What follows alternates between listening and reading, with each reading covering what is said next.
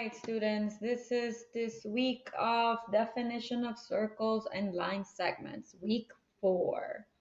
So this week we're going to talk about um, how circles can be intersected by lines and line segments. And what are their names? Vocabulary. A circle, a two-dimensional shape made up of points, all having the same distance from a given point called the circle, the center of the circle. So we'll see how that looks. Subtended angle is the angle formed by an arc or a line at a given point. A line segment is a portion of a line between two endpoints, and we saw this before. It's a line that has two endpoints, A, B. So this is line segment AB. It's written either line segment AB or written as line segment with a little line on top of the two capital letters. The center of a circle. It's a fixed point inside a circle that is the same distance from every point on the circle.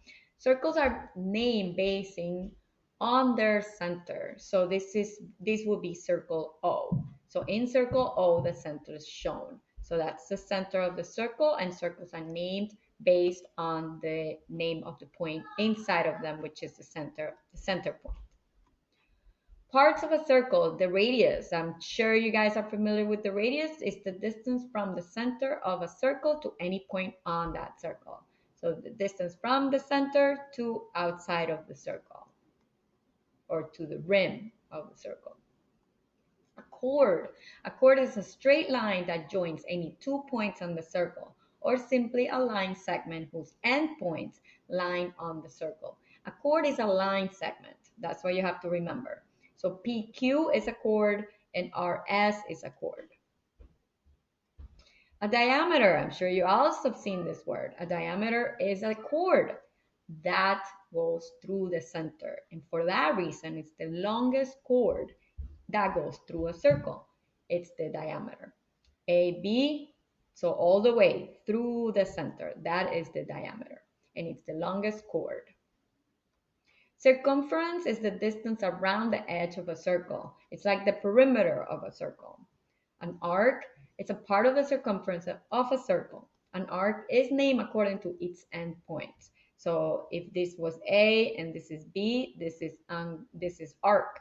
This is the minor arc AB, and major arc usually has an extra point, which it would be A, say like A, B, and C major arc. We're going to see that in a bit. A semicircle, it's a half circle formed when we cut a circle along its diameter. We're going to see how that looks. Minor arc, an arc, we saw this over here. Minor arc is the smaller arc, and a major arc is the bigger arc, the larger arc. In the figure below, AB, so A would be here, B would be here. AB is the minor arc and ACB is the major arc. So A and then C would be here and B would be here. ABC will be a major arc and a minor arc would be AB. A segment is the region of a circle bounded by a chord and an arc. You see how that looks in the next page. A chord divides a circle into two parts called segments. Major segment is the big segment. A minor segment is the smaller segment. And this is what they mean. This is a major segment. It's when a circle is cut by a chord, forms a major segment here and then a minor segment. The central angle, it's an angle whose vertex is the center of a circle. So if this is the center of that circle, then this angle right here, it's called a central angle. And guess what these two are called? Radii. This is one radius and this is another radius. Goes from the center of the circle. A sector, the region of a circle enclosed by two radii and an arc. So it's enclosed by a radius. So this is a radius, this is the other radius, and this is an arc. This is called a minor sector. Inside it's like a pizza slice. And this is the major sector. Okay? Secant, that's another word. It's a straight line that intersects a circle twice. So the secant, the difference between a chord and a secant is that a secant is it's a line. So you're gonna see these two arrows at the end. It means that it goes farther out and it goes farther out, but it crosses the circle twice. So one here and one here. This is a secant, just because it's a line. It's called a secant. A tangent, it is a line. It's also a line, tangent line, but it only touches the circle at one point, and that point is called the point of tangency. It's right here, okay? And now this is a line because it just goes through, but it only crosses at one point.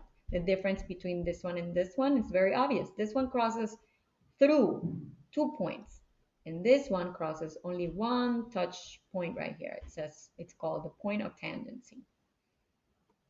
Concentric circles are two or more circles with different radius. So this one is smaller than this one, but they have the same center. Concentric means that they have the same center. Congruent circles, this word congruent means the same. It's exactly the same. These are equal circles because they have equal radii. So it's a circle within a circle or a circle outside a circle. They are congruent and because they have the same radius, the same size, same radius, right? Eccentric circles. Two or more circles are said to be eccentric if they have different centers through though located within one or more circles. So they have to be inside a circle. So inside, it could be another outside, but they're eccentric. So they have different centers, but they're within each other. In this example, the letters are wrong, but let's see. In this example, AB is the diameter. Right here, CD or DC is a chord. EF right here, that is a secant because it has a line. It's a line, right, that crosses. And this one is kind of my favorite because calculus is based on tangent. So right here, this is a tangent line right here. It touches right there. Now OA is the radius. So you have you're showing two radii over here, and that's about it. Okay, guys, so enjoy your work. Please watch this video as many times as you need to. Bye bye.